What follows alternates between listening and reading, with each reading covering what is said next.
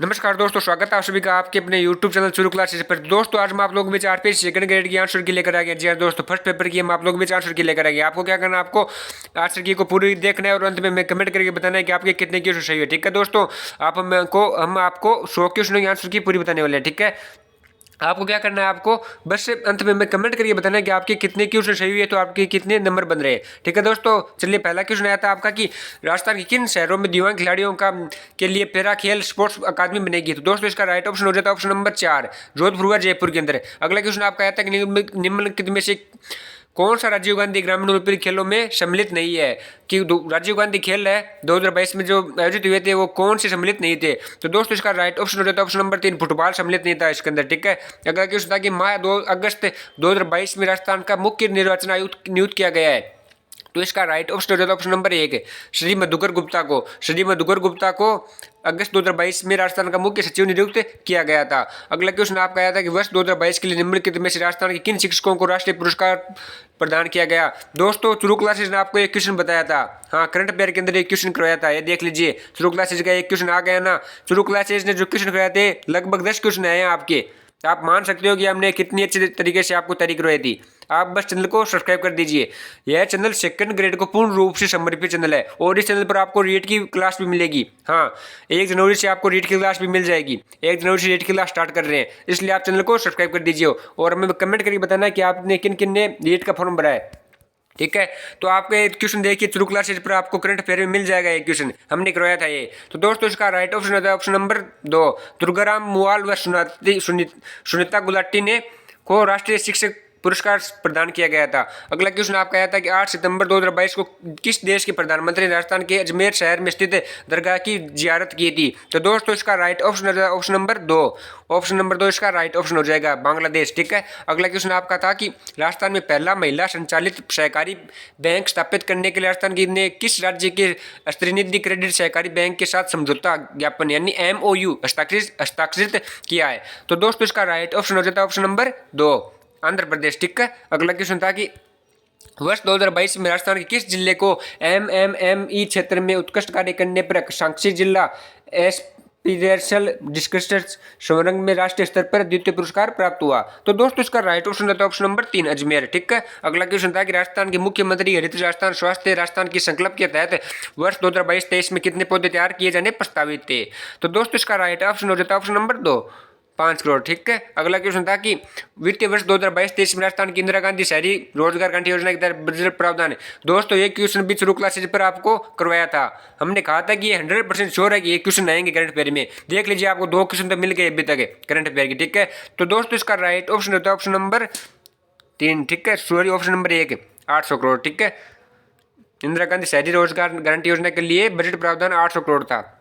अगला क्वेश्चन था कि राजस्थान की नई परिस्थिति की पर्यटन नीति कब लागू की गई। तो दोस्तों इसका राइट ऑप्शन हो जाता है ऑप्शन नंबर 2, 2021 में। अगला क्वेश्चन आपका था कि पुलिकट झील स्थित है राजस्थान जी के में, वे भी क्वेश्चन कराया था हमने इंडिया जी गेम। ठीक है, पुलिकट झील स्थित है, ये भी क्वेश्चन हमने करवाया था। तो दोस्तों इसका राइट ऑप्शन होता है ऑप्शन नंबर 1 है तमिलनाडु में। पुलिकट झील कहाँ पे है, तमिलनाडु में सर जी। अगला क्वेश्चन था कि Indian state of forest report 2021 के अनुसार वनों के अंतर्गत सर्वाधिक प्रतिशत भूमि वाला राज्य कौन सा था। तो दोस्तों इसका राइट ऑप्शन होता है ऑप्शन नंबर 1, मिजोरम। ठीक है, अगला प्रश्न आपका आया था कि नाथुला दर्रा भारत के किस राज्य केंद्र शासित प्रदेश में स्थित है। तो दोस्तों इसका राइट ऑप्शन होता है ऑप्शन नंबर, हाँ इसका राइट ऑप्शन कौन सा हो जाता है ऑप्शन नंबर 2, सिक्किम।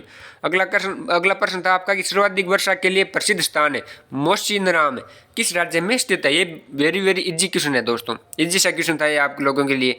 कौन सा था दोस्तों ऑप्शन नंबर 2, मेघालय। अगला प्रश्न आपका था कि बेल्लाडिल्ला लोहा एशिया की प्रसिद्ध खान भारत के किस राज्य में स्थित है। तो दोस्तों इसका राइट ऑप्शन हो जाता है ऑप्शन नंबर 3, छत्तीसगढ़। अगला क्वेश्चन था कि ध्वनि तीव्रता के मापन के लिए प्रयुक्त इकाई कौन सी है, कि ध्वनि तीव्रता के मापन के लिए प्रयुक्त इकाई कौन सी है। तो दोस्तों आप लोगों को मालूम है कौन सी थी, डेसिबल। ऑप्शन नंबर 2 इसका राइट ऑप्शन हो जाता। अगला क्वेश्चन था कि काल वैशाखी किससे संबंधित है। तो दोस्तों इसका राइट ऑप्शन होता है ऑप्शन नंबर 1, पश्चिम बंगाल से।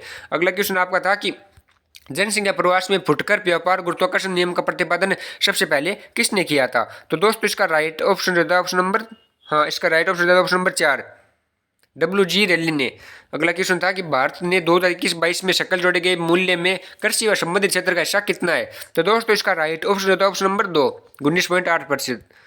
अगला क्वेश्चन था कि 1953 के औद्योगिक नीति प्रस्ताव में प्रथम वर्ग के उद्योगों के संबंध में कौन सा विकल्प सही है? तो दोस्तों इसका राइट ऑप्शन हो जाए ऑप्शन नंबर 1, उद्योगों पर सरकार का आंशिक आंशिक स्वामित्व होना। तो दोस्तों अगला क्वेश्चन आपका था कि डोल्फिन कटक स्थित है, डोल्फिन कटक स्थित है। तो दोस्तों इसका राइट ऑप्शन हो जाता है ऑप्शन नंबर 1, अंटार्कटिक महासागर में, ठीक है। अगला क्वेश्चन था कि एसो अक्षांश संबंधित है, एसो अक्षांश किससे संबंधित है?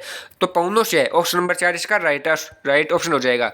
अगला क्वेश्चन था कि निम्न में से किस वर्ष में भारत का विदेश व्यापार शेष धनात्मक रहा? तो दोस्तों ऑप्शन नंबर 1 इसका राइट आंसर हो जाएगा 1976-1977 में। अगला क्वेश्चन था कि भारत सरकार अधिनियम 1919 के अंतर्गत निम्नलिखित में से किस विषय को केंद्रीय विषयों की सूची में सम्मिलित किया गया था? तो दोस्तों इसका राइट ऑप्शन हो जाता है ऑप्शन नंबर 1, मत्स्य पालन, ठीक है। और दोस्तों इस क्वेश्चन का आंसर में श्योर नहीं है 25वें क्वेश्चन का, तो आप हमें कमेंट करके जरूर बता देना। इसका हमें पूरा श्योर नहीं है तो आप हमें कमेंट करके जरूर बता देना, क्योंकि हम आपको गलत आंसर नहीं बता सकते। अगला क्वेश्चन था कि 2021-22 के प्रथम अर्ध में भारत के सेवा क्षेत्र में कुल विदेशी प्रत्यक्ष निवेश अंतर्प्रवाह का लगभग प्रतिशत है कि लगभग कितना प्रतिशत है? तो इसमें आपका राइट ऑप्शन हो जाता है ऑप्शन नंबर 1, 54%। अगला क्वेश्चन था कि भारत में 16 जनवरी 2016 को उद्यमशीलता व नवाचार के एक मजबूत और सामवेशी परिस्थितियों तैयार करने व भारत को एक रोजगार सृजक देश में रूपांतरित करने के लिए शुरू की गई थी। कौन सी योजना शुरू की गई थी दोस्तों? ऑप्शन नंबर 2 इसका राइट आंसर हो जाता स्टार्टअप इंडिया शुरू की गई थी, ठीक है। अगला क्वेश्चन था कि भारत के संविधान अनुच्छेद 17 के अंतर्गत विधि के अनुसार दंडीय शब्दावली को प्रभावी बनाने के लिए भारत की संसद को विधि बनाने के लिए शक्ति भारत के संविधान किस अनुच्छेद में दी गई है? तो दोस्तों इसका राइट ऑप्शन होता है ऑप्शन नंबर 1, 35 का है सेकंड में। अगला क्वेश्चन आपका था कि सूची, इस क्वेश्चन में भी दोस्तों हम पूरे श्योर नहीं है, ठीक है। तो ये आप हमें कमेंट करके बता देना कि आपने कौन सा किया था। अगला क्वेश्चन है कि निम्नलिखित में से कौन भारतीय संविधान सभा की नियमित समिति का सदस्य नहीं रहा? तो दोस्तों इसका राइट ऑप्शन होता है ऑप्शन नंबर 4, AK अय्यर, ठीक है। अगला प्रश्न था कि भारत सरकार कार्यकरण नियम 1961 के तहत निम्न में से कौन सा मामला केवल भारत के राष्ट्रपति के समक्ष प्रस्तुत किया जा सकता है? तो दोस्तों इसका राइट ऑप्शन होता है ऑप्शन नंबर C, भारत के उच्चतम न्यायालयों के न्यायाधीशों की नियुक्ति पद त्याग और पद से हटाया जाना, ठीक है। हाँ ये सही हो जाता ऑप्शन नंबर 3। अगला प्रश्न आपका था कि भारत के संविधान के अनुच्छेद 51 कह डे में जैसा कि समरसता तथा समान भातृत्व की भावना के निर्माण की मौलिक कर्तव्य के संदर्भ में उल्लेखित है शब्दों का सही क्रम है निम्नलिखित में कौन सा है? तो दोस्तों इसका राइट ऑप्शन कौन सा होगा? 2, धर्म भाषा और प्रदेश या वर्ग। तो ऑप्शन नंबर 2 इसका राइट आंसर हो जाएगा। अगला प्रश्न आपका था कि भारत के संविधान के अनुच्छेद 41 में कुछ मामलों में लोक सहायता के संदर्भ में निम्नलिखित में से कौन सी शब्दावली को लेकर नहीं किया गया है? तो दोस्तों इसमें आपका राइट ऑप्शन होता है चिकित्सा सहायता, ठीक है। अगला क्वेश्चन था कि आपका कि निम्नलिखित में से कौन दी स्वतंत्र पार्टी एंड कंजर्वेटिज्म नामक पुस्तक के लेखक हैं? तो दोस्तों इसका राइट ऑप्शन हो जाता है ऑप्शन नंबर 2, हार्वर्ड एल अर्डमैन। अगला क्वेश्चन था आपका कि भारत निम्नलिखित में से किस समूह का सदस्य नहीं है? तो दोस्तों इसका राइट ऑप्शन होता है ऑप्शन नंबर 3, न्यूक्लियर सप्लायर समूह है। अगला प्रश्न था कि भारत के संविधान के किन अनुच्छेदों में प्रधानमंत्री का उल्लेख किया गया है? तो दोस्तों इसमें आपका राइट ऑप्शन हो जाता है ऑप्शन नंबर 3, केवल अनुच्छेद 74, 77 और 78 में। अगला प्रश्न था कि निम्नलिखित में से किस राजनीतिक दल ने 17वीं लोकसभा हेतु आम निर्वाचन में राष्ट्रीय राजनीतिक दल में भाग नहीं लिया था? तो दोस्तों इसका राइट ऑप्शन होता है option number 3, Samajwadi party SP। अगला क्वेश्चन दोस्तों इसमें भी डाउट है। अगला क्वेश्चन था कि शिक्षा मनोविज्ञान शाखा है, ये क्वेश्चन भी साइकोलॉजी क्लास में हम लोगों ने आपको बताया था। हाँ साइकोलॉजी की जो PDF थी ना 20 क्वेश्चनों की, उसमें हमने आपको बताया था शिक्षा मनोविज्ञान किसकी शाखा है। ये क्वेश्चन भी आपको चुरू क्लासेस पर मिल जाएगा, ठीक है। इसका राइट आंसर कौन सा होगा? ऑप्शन नंबर 2, व्यवहारात्मक मनोविज्ञान की ऑप्शन नंबर 2 इसका राइट आंसर हो जाएगा। अगला प्रश्न था कि आधिकारिक तौर पर भारत की यात्रा करने वाले पहले अमेरिकी राष्ट्रपति कौन थे? तो दोस्तों इसमें आपका राइट ऑप्शन हो जाता है ऑप्शन नंबर 1, डवाइट D आइजनहोवर। अगला प्रश्न था कि निम्नलिखित में से कौन न्यूट्रल नेशंस रिप्रेजेंटेशन कमीशन का अध्यक्ष था जिसने कोरियाई युद्ध में दोनों पक्षों के बीच 4 से अधिक युद्धबंदियों की नियुक्ति का फैसला किया था? तो दोस्तों इसमें आपका राइट ऑप्शन हो जाता है ऑप्शन नंबर 4, ठीक है, KS मिथिमेया। अगला प्रश्न आपका कौन सा था? अगला प्रश्न था कि निम्नलिखित में से कौन सा विकल्प वृद्धि एवं विकास के सामान्य सिद्धांत के बारे में सही नहीं है? तो दोस्तों इसमें आपका राइट आंसर हो जाता है ऑप्शन नंबर 2, विकास विशेष से सामान्य की ओर चलता है, ठीक है। अगला प्रश्न देखते हैं। अगला प्रश्न आपका था कि शिक्षा मनोविज्ञान के बारे में निम्नलिखित में से कौन सा कथन सत्य नहीं है, ठीक है। तो इसके ऑप्शन नंबर 3 इसका राइट आंसर हो जाएगा, ऑप्शन नंबर 2, शिक्षा मनोविज्ञान का दूसरा नाम है विकासात्मक मनोविज्ञान है। तो दोस्तों इसका राइट आंसर कौन सा हो जाएगा? इसका राइट आंसर हो जाएगा ऑप्शन नंबर 2, शिक्षा मनोविज्ञान का दूसरा नाम विकासात्मक मनोविज्ञान है। है, ये गलत है। ठीक है, अगला प्रश्न है कि निम्नलिखित विकल्पों से बालक की वृद्धि के बारे में कौन सा विकल्प सही है। तो दोस्तों इसका राइट आंसर हो जाता है ऑप्शन नंबर 2, वृद्धि कोशिकाओं व अवयव के आकार में परिवर्तन। अगला प्रश्न देखते हैं। अगला प्रश्न था कि कक्षा में अधिगम पर विशेष निहार्थ करने वाला थार्नडाइक का कौन सा योगदान है। तो दोस्तों इसका राइट आंसर हो जाता है ऑप्शन नंबर 4, प्रभाव का नियम। अगला प्रश्न था कि जब बालक सीधे दाएं हाथ से लिखना सीखता है तो वह कौशल का अधिगमांतरण उसे उल्टे बाएं हाथ से लिखने में सुगमता प्रदान करता है। यह सीधे हाथ से लिखने के कौशल का स्थानांतरण कहलाता है। तो दोस्तों इसमें आपका राइट आंसर होता है ऑप्शन नंबर 3, द्विपार्श्विक अधिगमांतरण। अगला प्रश्न है विकास के सिद्धांतों में संदर्भ में निम्न में से कौन सा वाक्य सही नहीं है। तो दोस्तों इसमें आपका राइट ऑप्शन देता है ऑप्शन नंबर 2, विकास क्रमबद्ध नहीं होता। तो ऑप्शन नंबर 2 इसका राइट आंसर होता था। अगला प्रश्न था कि निम्नलिखित में से कौन सा विकल्प साहचर्य अधिगम का उदाहरण नहीं है। तो दोस्तों इसमें आपका राइट आंसर हो जाता है ऑप्शन नंबर 4, आदत आदि होना। ठीक है, अगला प्रश्न था कि गार्डन ऑलपोर्ट के व्यक्तित्व के सिद्धांत का अनुसरण करते हुए यदि अध्यापक विद्यार्थी के विशेषकों की पहचान करना चाहते हैं निम्नलिखित में से वह किस विशेषक को अनदेखा करेगा। तो दोस्तों इसमें आपका राइट आंसर होता है ऑप्शन नंबर 4, मूल विशेषक। ठीक है, अगला प्रश्न था आपका कि एक विद्यार्थी जो प्राय अपने मित्रों के प्रति रूखा, भद्दा और असमानुभूति पूर्ण था, उसे अपने व्यवहार में सुधार करने के लिए किस क्षेत्र में प्रशिक्षण लेने की आवश्यकता है। तो दोस्तों इसमें आपका राइट ऑप्शन होता है ऑप्शन नंबर 2, संज्ञानात्मक बुद्धि। ठीक है, अगला प्रश्न था यदि अध्यापक को बालक की अचेतन अभिप्रेरणा और चिंताओं का पता लगाना हो तो निम्नलिखित में किस परीक्षण का चयन करना होगा। तो दोस्तों इसमें आपका राइट ऑप्शन हो जाता है ऑप्शन नंबर ए, 16 व्यक्तित्व घटक परीक्षण। अगला प्रश्न देखते हैं। अगला प्रश्न आपका था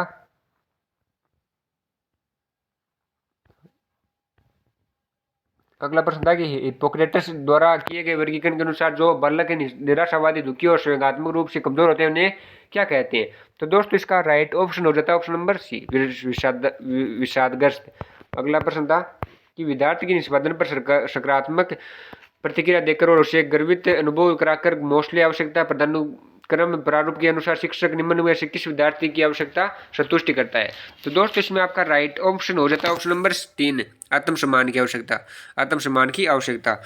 अगला प्रश्न देखते हैं। अगला प्रश्न आपका था कि समस्या समाधान में यदि कोई विद्यार्थी अध्यापक के निर्देशित परीक्षा में हल खोजने की जगह कुछ नया लीक से हटकर रूढ़ि मुक्त किंतु उपयोगी हल खोजे तो वह क्या होगा। दोस्तों इसका राइट ऑप्शन हो जाता है ऑप्शन नंबर 3, अपनी अपसारी सोच की क्षमता का प्रयोग कर रहा है। अगला प्रश्न था निम्न विकल्पों से कौन सा तत्व है जो कौन सा तत्व है जो थर्स्टन द्वारा प्रतिपादित बुद्धि का समूह तत्व सिद्धांत में सम्मिलित नहीं किया गया है। तो दोस्तों इसमें आपका राइट ऑप्शन हो जाता है ऑप्शन नंबर 1, मूल संबंधी स्रोत संबंधी तत्व है। अगला प्रश्न था कि प्रकृति में सभी व्यक्तित्व व व्यवहार संबंधी गुणों का विवरण एक विशेष रूप से में ही संपन्न होता है, तो इस वितरण को क्या कहते हैं। तो दोस्तों इसमें आपका राइट ऑप्शन हो जाता है ऑप्शन नंबर 3, सामान्य संभाव्यता वक्र। अगला प्रश्न आपका था कि निम्न में से कौन सा व्यवहार विद्यार्थी की उपलब्धि प्रेरणा दर्शाता है। तो दोस्तों इसमें आपका राइट ऑप्शन हो जाता है ऑप्शन नंबर 2, अपने निष्पादन स्तर में सुधार करने के लिए कठोर प्रयत्न करना। ठीक है, अगला प्रश्न आपका था कि निम्न व्यवहार समूह में कौन सा व्यवहार समूह बाल अपराधियों में प्राय नहीं देखा गया है। तो दोस्तों इसमें आपका राइट ऑप्शन हो जाता है ऑप्शन नंबर 1, आंतरिक रूप से नियंत्रित सामाजिक और नियमों का पालन करने वाले। अगला प्रश्न आपका था कि निम्न विकल्पों से अध्यापक का कौन सा तरीका विद्यार्थी में आत्म क्षमता के बोध में बढ़ोतरी नहीं करेगा। तो दोस्तों इसमें आपका राइट ऑप्शन हो जाता है ऑप्शन नंबर 4, विद्यार्थी की सफलता का श्रेय भाग्य को या स्कूल से सहायता को देना। ठीक है, अगला प्रश्न आपका था यदि एक छात्र अपना बहुत सा खाली समय चित्रकारिता में बिताता है, ऐसा करने पर वह प्रसन्नता अनुभव करता है, अपने व्यर्थ समय में भी चित्रकारिता के लिए समय निकाल लेता है, ऐसे करने पर उसे थकान अनुभव नहीं होती। निम्न में से सही विकल्प छांटे जो उसकी अभिव्यक्ति दर्शाते हैं। तो दोस्तों इसकी अभिव्यक्ति क्या दर्शाएंगे, इसका राइट आंसर हो जाएगा ऑप्शन नंबर ये है उसकी अभिव्यक्ति की। इसमें आपका राइट आंसर कौन सा हो जाएगा दोस्तों, एक सेकेंड, इसमें आपका राइट आंसर हो जाता है ऑप्शन नंबर 2, यह उसकी रुचि की व्यक्ति को दर्शाता है। 2 नंबर इसका राइट आंसर हो जाता। अगला प्रश्न आपका था कि चोकला नस्ल क्या है। तो दोस्तों इसका राइट ऑप्शन हो जाता है भेड़ की है चोकला नस्ल। ठीक है, 4 नंबर ऑप्शन इसका राइट आंसर रहेगा। अगला क्वेश्चन था कि 2011 की जनगणना के अनुसार राज्य में न्यूनतम जनसंख्या वाला जिला कौन सा था। तो दोस्तों इसमें आपका राइट ऑप्शन हो जाता है ऑप्शन नंबर सी, जैसलमेर। अगला प्रश्न है कि चौथ माता किस जनजाति की आराध्य देवी है। तो दोस्तों इसमें आपका राइट ऑप्शन हो जाता है ऑप्शन नंबर 2, कंजर। चौथ माता कंजर जनजाति की आराध्य देवी है। अगला प्रश्न है कि दिलवाड़ा मंदिर स्थित है। तो दोस्तों इसमें आपका राइट आंसर हो जाता है ऑप्शन नंबर 1, आबू पर्वत में। ठीक है, अगला प्रश्न आपका था 10वां कि राजस्थान के अरावली पर्वतों के निम्नलिखित में से चोटियों में उनकी ऊंचाई के आधार पर आरोही क्रम में व्यवस्थित करना था। तो दोस्तों इसमें आपका राइट ऑप्शन हो जाता है ऑप्शन नंबर 2, ACDB। ठीक है, ACDB। तो पहले बार आता तारागढ़, दूसरे पर कमलनाथ और तीसरे पर रघुनाथ और चौथे पर असलगढ़। अगला प्रश्न था कि राजस्थान के किस जिले से कर्क रेखा गुजरती है। ये क्वेश्चन भी हमने आपको करवाया था, चुरुकला से पर आपको ये क्वेश्चन करवाया गया था कि राजस्थान के किस जिले से कर्क रेखा गुजरती है। तो दोस्तों इसमें आपका राइट आंसर हो जाता है ऑप्शन नंबर ए, बांसवाड़ा से। ठीक है, अगला क्वेश्चन ये भी करवाया था, ये देखिए हूबहू प्रश्न आ गए दो लगातार, कि ये भी क्वेश्चन कराया था और ये भी कराया था कि मिर्जा बांध किस नदी पर स्थित है। तो दोस्तों आप देख सकते हो कि मिर्जा बांध किस नदी पर है, ये ऑप्शन नंबर 3 इसका राइट आंसर हो जाएगा, कोटा नदी पर। मिर्जा बांध कोटा नदी पर है और राजस्थान में कर्क रेखा किस जिले से गुजरती है, सर जी बांसवाड़ा से। ठीक है, अगला प्रश्न आपको करवाया गया था कि परिवर्तित क्षेत्र विकास उपागम MADA किस वर्ष में प्रारंभ किया गया था। तो दोस्तों इसमें आपका राइट आंसर हो जाता है ऑप्शन नंबर 4, 1978 में। ठीक है, अगला प्रश्न था कि प्राक हड़प्पाकालीन युगीन संस्कृति में प्राप्त हुई। तो इसमें कालीबंगा सभ्यता प्राप्त हुई थी। ठीक है, अगला प्रश्न आपका कौन सा था, अगला प्रश्न आपका 17वां था कि उत्तर गुप्तकालीन शंखलिपि में लिखे लेख मिले हैं। तो कहाँ पे मिले हैं दोस्तों, इसमें आपका राइट आंसर होता है option number A, Virat Jaipur में। ठीक है, अगला प्रश्न है कि निम्न में से कौन सा युद्ध महाराणा सांगा और बाबर के मध्य हुआ। ये क्वेश्चन भी आप लोगों ने करवाया था, हम लोगों ने आपको। ठीक है, कि महाराणा सांगा और बाबर के मध्य कौन सा युद्ध हुआ था दोस्तों। तो कौन सा युद्ध हुआ था, खानवा का युद्ध हुआ था, ऑप्शन नंबर 1 इसका राइट आंसर हो जाएगा। अगला प्रश्न है कि राष्ट्रीय कृषि विकास योजना RKVY वर्ष किस वर्ष में प्रारंभ की गई थी दोस्तों। तो इसका राइट आंसर होता है ऑप्शन नंबर 2, 2007 में। अगला प्रश्न था कि राजस्थान के निम्नलिखित में से कौन से जिलों में उष्णकटिबंधीय शुष्क पतझड़ी वन पाए जाते हैं। तो दोस्तों इसमें आपका राइट आंसर होता है ऑप्शन नंबर 2, बीकानेर, नागौर, चूरू। अगला प्रश्न था कि सम्मिलित करने वाला प्रश्न था, तो दोस्तों इसमें आपका राइट आंसर कौन सा हो जाता है, इसमें आपका राइट आंसर हो जाता है ऑप्शन नंबर 1। ठीक है, अगला प्रश्न था आपका कि मत्स्य संघ में कुल रियासतें थी, मत्स्य संघ में कुल रियासतें कितनी थी, 3 नंबर ऑप्शन इसका राइट आंसर होता है 4 थी। ठीक है, अगला प्रश्न था कि अबू में जैन मंदिर विमल वैशाही के निर्माता कौन थे। तो ऑप्शन नंबर 2 इसका राइट आंसर होता है विमल शाह। हाँ, विमल शाह थे। अगला प्रश्न था कि निम्नलिखित में से 1857 क्रांति में कौन से युद्ध में जोधपुर का पॉलिटिकल एजेंट मिशन मारा गया था। तो दोस्तों इसमें आपका राइट आंसर होता है ऑप्शन नंबर 2, चोलावास का युद्ध। अगला प्रश्न था कि अजमेर नगर किसने बसाया था। अजमेर नगर किसने बसाया था। तो ऑप्शन नंबर 3 इसका राइट आंसर था अजय राज ने। अजमेर नगर अजय राज ने बसाया था। अगला प्रश्न आपका था कि जयपुर के कौन से शासक स्वयं संगीताचार्य थे, कि जयपुर के कौन से शासक स्वयं संगीताचार्य थे। तो दोस्तों इसमें आपका राइट आंसर होता है ऑप्शन नंबर 1, प्रताप सिंह। अगला प्रश्न था गिंदड़ नृत्य होता है, ये भी हमने करवाया था कि गिंदड़ नृत्य होता है तो शेखवाटी में। गिंदड़ नृत्य कहाँ होता है, शेखवाटी में। अगला प्रश्न था कि कान्हा नृत्य प्रबंधक के रचयिता कौन थे। दोस्तों इसमें आपका राइट आंसर होता है ऑप्शन नंबर 2, पद्मनाभ। अगला प्रश्न है निम्नलिखित में से रामस्नेही संप्रदाय की सिंहस्थल शाखा के प्रवर्तक संत कौन थे। तो दोस्तों इसमें आपका राइट ऑप्शन होता है ऑप्शन नंबर 1, हरिरामदास। ठीक है, अगला प्रश्न था कि निम्नलिखित में से कौन सा अगला विवाह के रस्मों में संबंधित नहीं है। तो इसका राइट आंसर होता है ऑप्शन नंबर 3, कर्णवेद। अगला प्रश्न आपका था कि संकट काल में कौन सा किला मेवाड़ के राज परिवार का आश्रय स्थल रहा था। तो दोस्तों इसमें आपका राइट ऑप्शन होता है ऑप्शन नंबर 3, कुंभलगढ़। अगला प्रश्न था निम्नलिखित में से राजस्थान की चित्रकला शैली का सर्वाधिक मुगल प्रभाव दृष्टिगोचर होता है। तो दोस्तों इसमें आपका राइट ऑप्शन होता है ऑप्शन नंबर 1, जयपुर चित्रकला शैली। टिकट।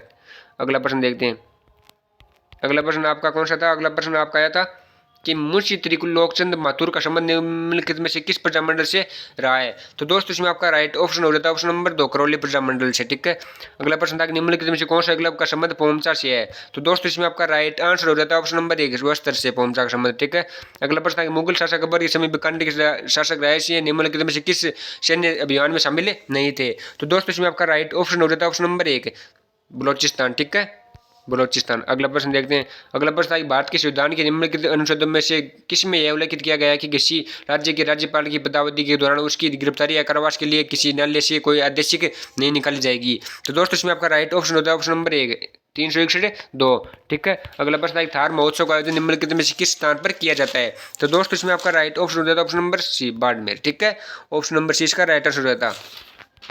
अगला प्रश्न है करवा चौथ मनाई जाती है, करवा चौथ कब मनाई जाती है। तो इसका राइट आंसर कौन सा हो जाता है दोस्तों, इसका राइट आंसर हो जाता है ऑप्शन नंबर 2, कार्तिक कृष्ण चतुर्थी को। ठीक है, अगला प्रश्न इसमें दोस्तों हम श्योर नहीं है। अगला प्रश्न था कि राजस्थान के निम्नलिखित मुख्य सचिवों में से किसने अपने कार्यकाल के दौरान अधिकतम संख्या में मुख्यमंत्रियों के साथ कार्य किया है। तो दोस्तों इसमें आपका राइट आंसर हो जाता है ऑप्शन नंबर 4, VBL माथुर। अगला प्रश्न था कि राजभवन, सॉरी ये क्वेश्चन भी श्योर नहीं है। अगला प्रश्न था निम्नलिखित में से कौन सा निगम सम्मिलित नहीं है, सम्मिलित द्वारा पूछा था। तो इसमें आपका अंशुमन सिंह वसुंधरा राज्य, राज्यपाल का नाम जब अंशुमन सिंह तो मुख्यमंत्री का नाम क्या था, वसुंधरा जी, ये सम्मिलित नहीं है। अगला प्रश्न था कि राजस्थान पंचायती राज अधिनियम 1994 में किस धारा के तहत राजस्थान सरकार को किसी पंचायती राज संस्था को विघटित करने की शक्ति प्राप्त है। तो दोस्तों इसमें आपका राइट आंसर होता है ऑप्शन नंबर 1, 93 में। ठीक है, अगला प्रश्न देखते हैं। अगला प्रश्न था कि भारत के संविधान के निम्नलिखित में से कौन से अनुच्छेद के तहत राजस्थान का महाधिवक्ता राजस्थान विधानसभा कार्य में भाग ले सकता है? तो दोस्तों इसमें आपका राइट आंसर ऑप्शन नंबर 2, एक स्वतंत्र। ठीक है। अगला प्रश्न दोस्तों इसमें श्योर नहीं है। अगला क्वेश्चन था कि निम्नलिखित में से कौन राजस्थान लोक सेवा आयोग के कार्यवाहक अध्यक्ष के पद पर नहीं रहे? तो दोस्तों इसमें आपका राइट आंसर हो जाएगा ऑप्शन नंबर 3, जीपी पिलानिया। ठीक है। अगला प्रश्न था कि राजस्थान, अंतिम क्वेश्चन था कि राजस्थान राज्य मानवाधिकार आयोग के निम्नलिखित सदस्यों में से कौन सबसे कम कार्यकाल अवधि के लिए पद पर रहे थे? तो दोस्तों इसमें आपका राइट आंसर हो जाएगा ऑप्शन नंबर 1, नमो नारायण मीणा। तो दोस्तों आज की जो आंसर की थी आपको कैसी लगी कमेंट करके जरूर बताना, और आपके कितने क्वेश्चन सही हुए थे ये भी हमें कमेंट करके जरूर बताना। और चुरू क्लासेज को सब्सक्राइब जरूर कर लेना, क्योंकि चुरू क्लासेज पर आपको सेकंड ग्रेड की कट ऑफ मिल जाएगी, और जब कल एग्जाम होगा उसकी आंसर की मिल जाएगी। सेकंड ग्रेड को पूर्ण रूप से समर्पित चल रहा है चुरू क्लासेज। और चुरू क्लासेज पर आपको जो क्वेश्चन कराए गए थे उसमें से 5 से 10 क्वेश्चन आपके एग्जाम में पड़े थे। तो आपको क्या करना है, हूबहू वही क्वेश्चन छपे थे। तो आपको क्या करना है, आपको चुरू क्लासेज को सब्सक्राइब कर लेना। ठीक है दोस्तों, धन्यवाद दोस्तों, बने रहे चुरू क्लासेज के साथ। Like share and subscribe Churu classes. धन्यवाद।